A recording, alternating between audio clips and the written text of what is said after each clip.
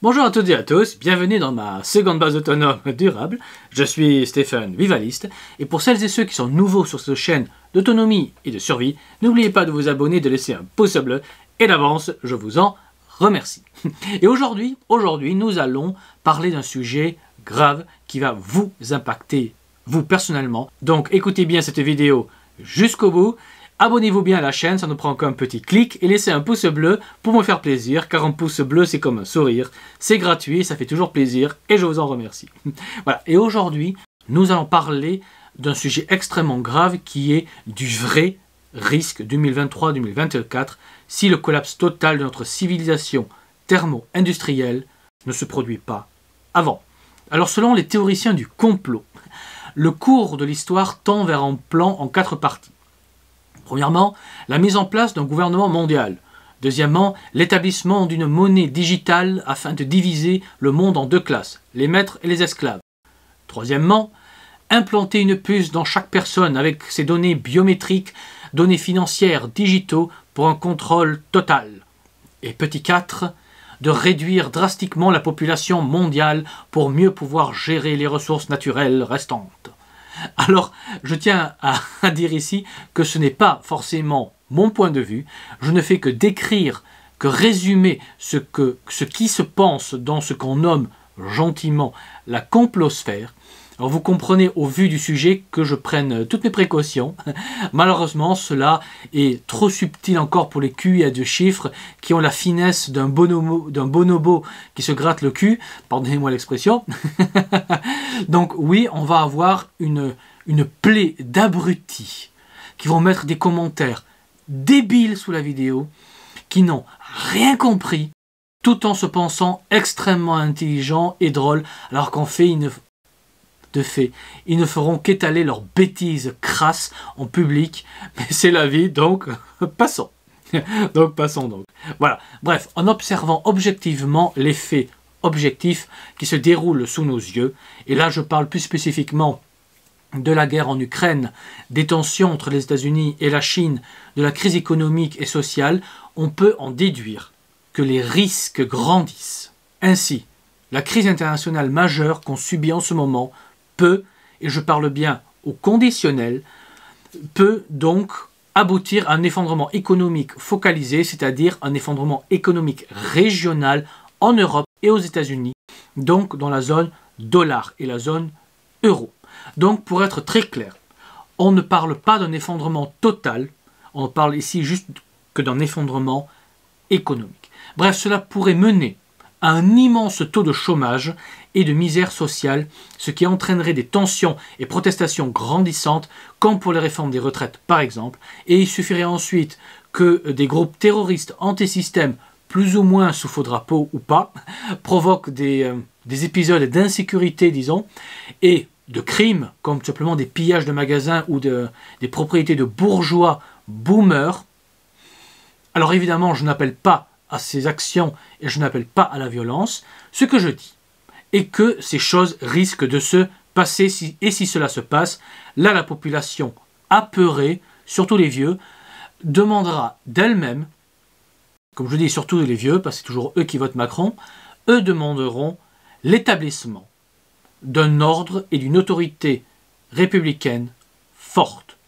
Bon, alors en Europe, on dira des bêtises comme quoi les pays ne pourront pas répondre à ce terrorisme tout seuls, par eux-mêmes, et donc il faudra un gouvernement européen centralisé en effaçant définitivement et complètement les souverainetés nationales qui déjà au moment où je parle sont très discréditées et affaiblies par la crise, par les affaires et l'incompétence des dirigeants. Et là, les fonctions publiques et les grandes entreprises vont fusionner avec le nouvel État central et le service public sera privatisé. Ainsi, la médecine coûtera un bras. Vous devrez même gérer votre retraite ou passer par un fonds privé. L'éducation sera payante. Bref, rien que ces marchés représentent des centaines de milliards d'euros, chacun par pays, on va dire. Chaque pays a un immense marché comme ça. Et donc, imaginez le potentiel de bénéfices gigantesques si tous les pays européens fusionnent les grandes entreprises avec l'État. Ce serait une révolution financière de magnitude historique. Et les élites gagneraient alors un pognon de dingue, pour citer une personne célèbre. Bref, dites-vous que des crises économiques, du chômage, mélangés avec de la peur de maladie et de terrorisme, pourraient mener à un durcissement, mais alors un durcissement de l'État et des pions mineurs comme certains politiciens, banquiers ou célébrités pourraient être sacrifiés alors pour satisfaire l'opinion publique pendant qu'ils font leur petite tambouille. Donc les protestations seraient alors canalisées pour offrir une illusion de démocratie et d'espoir et de montrer que les technocrates européens et européistes sont bien plus efficaces que les politiciens nationaux décadents et corrompus, et le peuple sera ravi et heureux, et les bien-pensants se verraient alors tomber dans le piège grossier qui se refermera alors sur eux, et le pire de tout, c'est qu'ils l'applaudiraient. Ils seraient contents. Ils seraient tout à fait contents. Alors, ils ne verraient même pas le piège, et ils ne verraient même pas l'avènement d'un nouvel ordre européiste. Et pour faciliter la transition, les dissidents pourraient être enfermés, emprisonnés, et là on verrait de nombreuses grandes gueules qui sont en ligne, tout simplement se faire caca dessus, et se soumettre comme des grosses vilaines. Mais au début, on commencerait par enfermer les dissidents, ensuite les manifestants qui refusent le nouvel ordre, qui seront alors accusés de terrorisme ou d'anti-européanisme, qui sera un immense crime, et des arrestations de masse et une répression massive se produiraient alors logiquement. Et ensuite, une fois la grogne calmée, enfermée, matée, l'État central n'aurait qu'à instaurer le service civique obligatoire, c'est-à-dire que la masse des personnes au chômage ou vivant dans la pauvreté serait alors obligée de travailler pour le nouvel ordre en échange d'un logement, d'un revenu universel par exemple, et pour contrôler tout ça, on sélectionnera les personnes les plus antisociales pour effectuer les basses besognes de police, de répression, et évidemment des choses comme la délation serait alors massivement favorisée, sans parler de la surveillance, et la délation sera légion parmi la population abrutie devant des chaînes télé toujours plus débilisantes, et évidemment la délation se verrait récompensée d'avantages et de bons de rationnement en plus.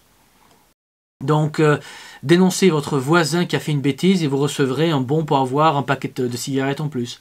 C'est moche, mais les gens seront comme ça malheureusement. Pas tous, mais beaucoup, malheureusement. Mais dites-vous que seule la répression ne suffira pas à contrôler la populace. Il faudra une peur intense et constante, donc des pandémies à répétition et des guerres sans fin qui permettraient ainsi d'éliminer les plus fragiles, mais passons. Et la guerre va justifier une loi martiale et un contrôle total, car évidemment, on ne voudra pas que des ignobles pro-Poutine, des affreux anti-vax, des complotistes complètement à l'ouest parlent. On ne pourra alors pas tolérer des traités comme enfin, on ne pourra pas tolérer des gens comme des des eurosceptiques et j'en passe. Ce sont des gens qui ne seront plus tolérés parce qu'ils sont facteurs de division, ils ne suivent pas, enfin c'est horrible quoi. Bref, et on les traitera de terroristes intellectuels. Donc au nom de l'intérêt général, il faudra sévir, il faudra frapper, et frapper fort ces dissidents, ces terroristes intellectuels qui se sont répandus comme un cancer à travers tout Internet, mettant en cause le nouvel ordre, et la monnaie numérique permettra évidemment de clochardiser tous ces parasites du système qui oseront penser différemment ou juste émettre des doutes sur les intentions nobles des européistes, qui ne vivent que pour notre bien et le bien populaire, on le sait tous.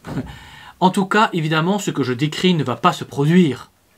Évidemment, car c'est du complotisme. La crise économique n'est que passagère. Macron est le plus grand de tous les présidents du monde. Et il a à cœur de protéger la France et le peuple qu'il adore. Macron nous adore. Voilà, il adore la France. Et évidemment, l'Union européenne n'est pas du tout totalitaire et liberticide. La Commission européenne ne veut que notre bien et travaille chaque jour pour améliorer notre vie. Donc, penser du mal de Macron, de l'Union européenne, est tellement injuste. Voilà, c'est, comme on l'avait dit, c'est injustifié. Nous devons écouter l'Union européenne et être solidaires avec nos dirigeants européistes. Oui, je sais, je vais tout à l'heure me laver la bouche. Bref, l'avenir va être brillant, ou pas. Et si on est un affreux complotiste, nazi, mangeur d'enfants, terroriste intellectuel, bien forcément, il faut commencer sérieusement à se préparer, faire des stocks et rejoindre des réseaux locaux qui se préparent à l'effondrement. Alors, je passe complètement du coq à l'âne, sans aucun lien évidemment avec ce qui est dit, et rappelez-vous que vous pouvez rejoindre mon réseau bienveillant via ma page Patreon Stephen Vivaliste. Le lien est sous la vidéo dans le descriptif. Blague à part, mon réseau est réellement bienveillant. Et avant de terminer la vidéo, je tiens à vous rappeler que le week-end du 11 juin, j'organise le 3e week-end gratuit de rencontres au camping La Croisée des Chemins à Cerisy-la-Forêt. Et le samedi 10 juin, les premiers arrivants vont arriver au camping et y passer une nuit. N'hésitez pas à réserver votre nuit sur le site du camping La Croisée des Chemins. Ceci dit, la vraie journée aura lieu le dimanche 11 juin et on aura des activités dont une conférence sur l'usage pratique des CB donnée par notre chef technicien radio qui va cette année mettre en place notre système de communication du royaume. Ensuite, je vous donnerai des nouvelles du réseau qui est en plein boom. Donc, venez nombreux. Le réseau est en pleine construction. C'est passionnant et je vous y attends pour vous y inscrire. C'est facile et gratuit. Il vous suffit de m'écrire un mail à l'adresse qui est sous la vidéo dans le descriptif pour me dire si vous venez et à combien vous venez. Et moi, je vous offre le repas de midi.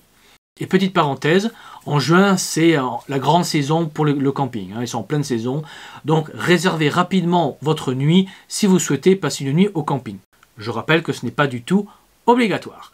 Voilà, donc la petite pub est terminée. Et sur ces belles paroles, il ne me reste plus qu'à vous dire, comme toujours, n'oubliez pas qu'un homme averti en vaut 2, mais qu'un homme préparé en vaut 4. Donc, préparez-vous, anticipez, et je vous dis à la prochaine fois. Allez, ciao!